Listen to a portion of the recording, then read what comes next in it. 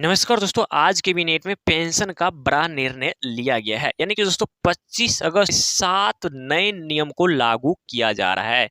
साथ ही जून, जुलाई और अगस्त का जो बकाया पेंशन था, सभी एक साथ जारी होने वाला है। साथ ही दोस्तों 3 तरह के लोगों को पेंशन यहाँ पे बंद होने वाला है। अगर आपका पेंशन बंद हो जाता है, उसे फिर से कैसे चालू करना है, आज की इस वीडियो में मैं आप सबको डिटेल में पूरी जानकारी देने वाला हूँ।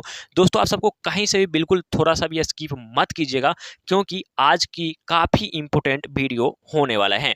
दोस्तों बीच में एक ऐसे पार्ट रखा गया है, जो अगर आप मिस करते हैं तो फिर आप पछताते रह जाइएगा और आपका पेंशन का पैसा नहीं मिलेगा। तो चलिए दोस्तों वीडियो कर लेते हैं शुरू। उससे पहले अभी तक वीडियो को लाइक नहीं किए हैं, तो वीडियो को लाइक करके और चैनल को सब्सक्राइब ज़रूर करेंगे।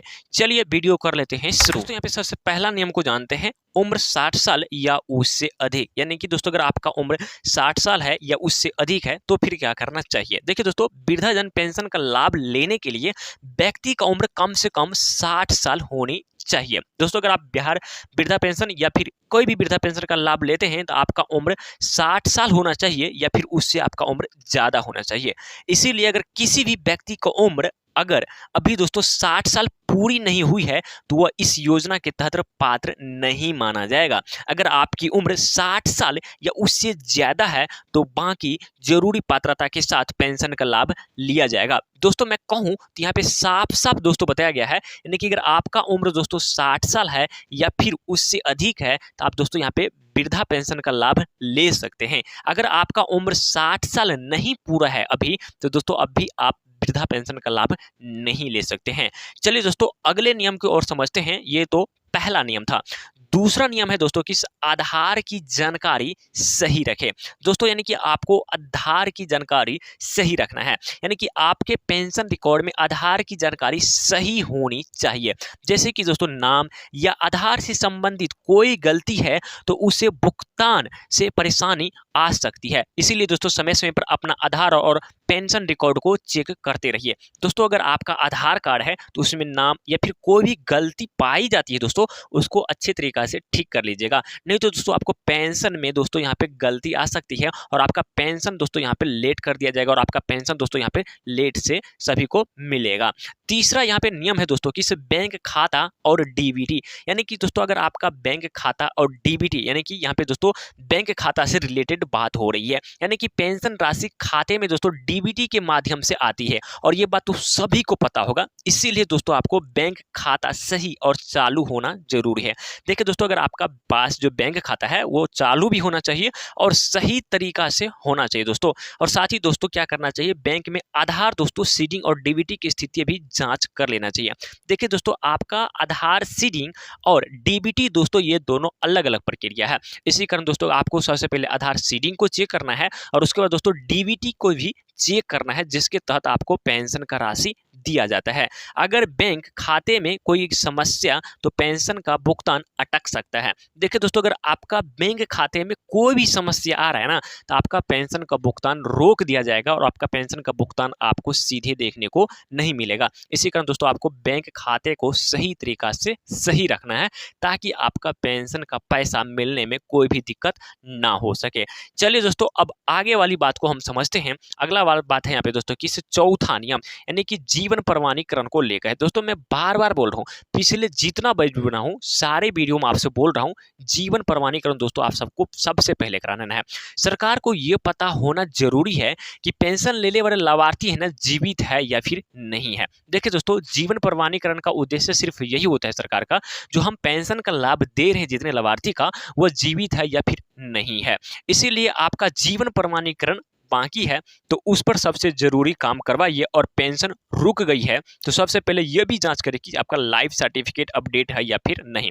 देखिए दोस्तों अगर आपका जीवन प्रमाणीकरण अगर बाकी है, अभी तक नहीं कराए हैं, तो प्लीज आप सभी जीवन प्रमाणीकरण करा लीजिए।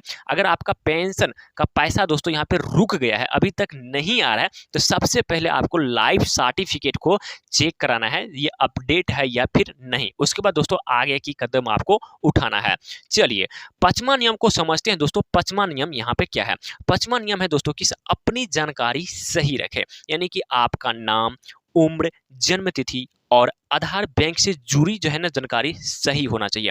दोस्तों आप जितने भी जानकारी बोल रहे हैं सारे जानकारी दोस्तों यहाँ पे सही होना चाहिए। अगर रिकॉर्ड में गलती है तो उसे संबंधित विभाग के माध्यम से दोस्तों सुधार कराना जरूरी है, क्योंकि दोस्तों छोटी सी जानकारी गलत होने पर भी भुगतान में समस्या आ सकती है। देखिए दोस्तों अगर आपका छोटी सी भी अगर जानकारी गलत है दोस्तों तो उसको सुधार कर लीजिएगा, क्योंकि दोस्तों ये छोटी सी जानकारी आपको भुगतान आने में बड़ी समस्या यहाँ पे खड़ा हो सकती है। इसी कारण दोस्तों आपको नाम, जन्म तिथि, आधार नंबर में कोई भी समस्या आ रही है तो उसको सुधार कराने की आपको जरूरत है और जल्दी से उसे दोस्तों यहाँ पे सुधार करा लीजिए। छठा नियम है दोस्तों यहाँ पर कि बेनिफिशियरी स्टेटस चेक करें, यानी कि दोस्तों अगर छठे नियम पर अगर बात किया जाए तो आपका बेनिफिशियरी स्टेटस जरूर चेक करनी चाहिए। इससे आपको ये पता चल सकेगा कि सरकारी रिकॉर्ड में आपका नाम और पेंशन की स्थिति क्या है। देखिए दोस्तों अगर आपका पेंशन का पैसा अभी तक नहीं आ रहा है ना तो आपको सबसे पहले आपको यहाँ पे क्या करना होगा, आपको पेंशन की पैसा जांच करने के लिए अपना नाम को देखना होगा बेनिफिशियरी स्टेटस में। अगर आपका नाम या स्टेटस में कोई गड़बड़ी दिखाई दे रही है तो उसे दोस्तों क्या करना है, उसी के अनुसार दोस्तों आगे सुधार करना है। यानी कि उसमें अगर कोई गलती हो जा रही है तो आगे दोस्तों आपको सुधार करा लेना है ताकि आपका पेंशन का पैसा दोस्तों बैंक खाते में आ सके। उसके बाद दोस्तों सातवां नियम क्या है दोस्तों यहाँ पर कि पेमेंट स्टेटस जरूर देखिए। यानी कि दोस्तों अगर आपको लगता है कि पेंशन जारी हो चुकी है लेकिन आपके खाते में पैसा नहीं दिखाई दे रहा है तो सबसे पहले भुगतान की स्थिति जरूर चेक कर लीजिएगा।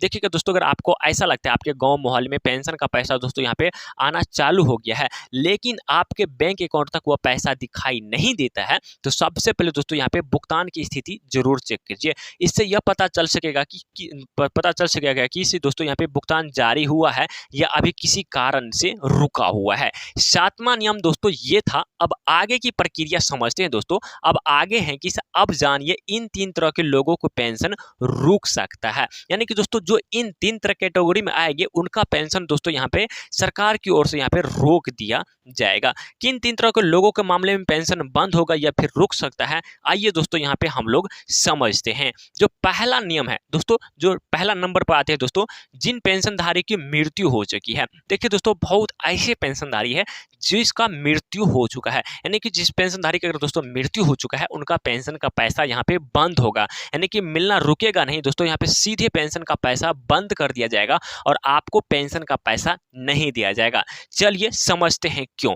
देखिए दोस्तों पहली स्थिति उन लोगों की है जिनकी मृत्यु हो चुकी है, यानी कि जिसका दोस्तों यहाँ पे डेट हो चुकी है। किसी लाभार्थी की मृत्यु होने के बाद उस समय पर दोस्तों उसका नाम जो है सो पेंशन पर जारी रहना सही नहीं है, इसीलिए परिवार को संबंधित विभाग को इसकी जानकारी देना चाहिए। अगर मृत्यु के बाद भी खाते में पैसा आता है तो उसे अपने स्तर से निकालने या इस्तेमाल करने के बजाय सबसे पहले संबंधित विभाग से जानकारी दे देना चाहिए। दोस्तों यहाँ पे देखिए कहा है कि अगर किसी व्यक्ति का मृत्यु हो जा रहा है तो जो संबंधित विभाग है दोस्तों उनको आपको पता यानी कि सूचित कर देना है किसी व्यक्ति का मृत्यु हो गया है। ठीक है दोस्तों, अगर आप जब तक पता नहीं करेंगे ठीक है तब तक उसका पैसा आएगा और जैसे ही दोस्तों सत्यापन जब करेंगी सरकार तो फिर उनका पैसा दोस्तों यहाँ पे सीधे बंद हो जाएगा दोस्तों, रुकेगा नहीं, सीधे उनका पैसा दोस्तों यहाँ पे बंद कर दिया जाएगा। चलिए अब आगे यहाँ पे दूसरे नंबर पर समझते थे। ये तो पहला नंबर था। उसके बाद दोस्तों दूसरा नंबर पर जो आते हैं विधवा पेंशन लेने वाली महिला पूर्ण विवाह कर लिया। देखिए दोस्तों बहुत सारे ऐसे महिला है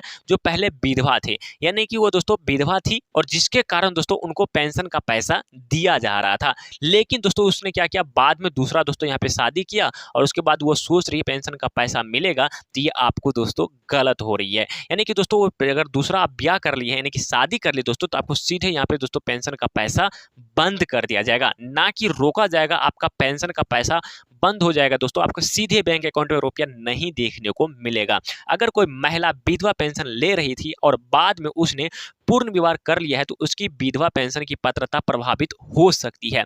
यह एक बात बिल्कुल साफ समझिए, यह नियम विधवा पेंशन के संदर्भ में है, इसे वृद्धाजन के साथ मिलाकर नहीं देखना चाहिए। यानी कि दोस्तों अगर आप वृद्धा यानी कि आप देखा जाए अगर शादी से पहले यानी कि आप विधवा थे तो सरकार आपको लाभ दे रही थी, लेकिन आपने दूसरा शादी कर लिए तो यहाँ पे सरकार दोस्तों आपको लाभ नहीं दिया जाएगा और साथ ही दोस्तों यहाँ पे आप नियम के अनुसार पात्रता पूरी नहीं करते हैं।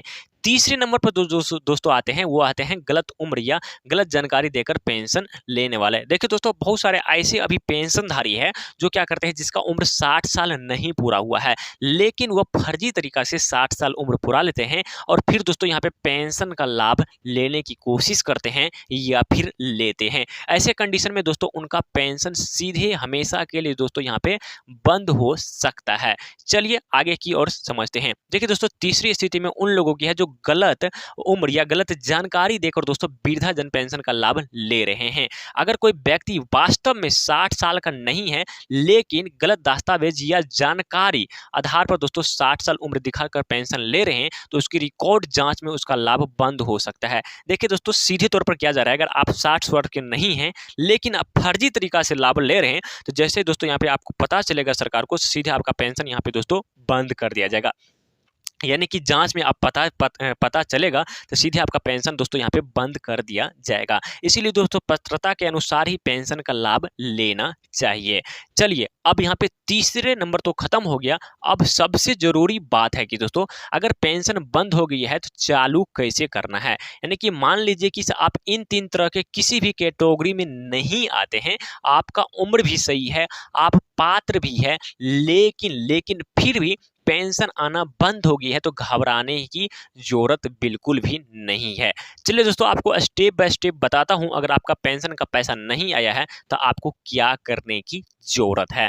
स्टेप नंबर 1 है दोस्तों, आपको पेमेंट स्टेटस चेक करें। यानी कि सबसे पहले आपका पेमेंट स्टेटस चेक करना होगा। ये देखें कि भुगतान जारी हुआ है या फिर रुका हुआ है, या किसी वजह से समस्या दिखाई दे रही है। देखिए दोस्तों, आप जब से ही आप पेंशन का स्टेटस चेक करेंगे तो वहाँ पर आपको साफ साफ दिखा दे जाएगा आपका पेंशन जारी हुआ है या फिर आपका पेंशन रुका हुआ है या फिर आपका पेंशन किसी वजह से यहाँ पे यानी कि रोक दिया गया है। तो जिस वजह से रोका गया होगा उस वजह का आपको दोस्तों यहाँ पे सुधार कर लेनी होगी। उसके बाद दूसरा स्टेटस है दोस्तों यहाँ पे कि बेनिफिशियरी स्टेटस देखें। यानी कि इसके बाद दोस्तों आपको बेनिफिशियरी स्टेटस चेक करें, देखें कि आपका नाम अभी भी लाभार्थी सूची में है या फिर नहीं, स्टेटस में क्या लिखा हुआ है।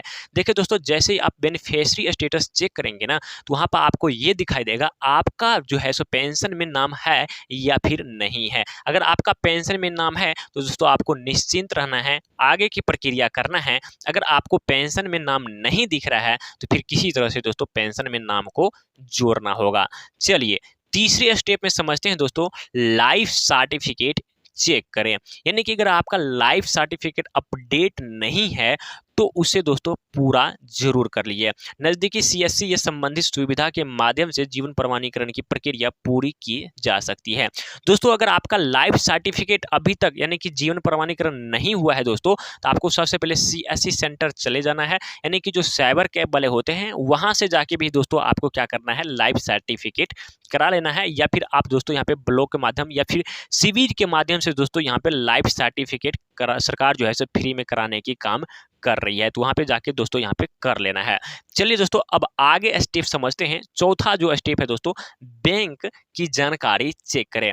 अब दोस्तों बैंक जाकर अपने खाते की स्थिति दोस्तों यहाँ पे आपको चेक कराएं, पूछे कि आधार सीडिंग और डीबीटी की स्थिति सही है या फिर नहीं, और बैंक खाता चालू है या फिर नहीं।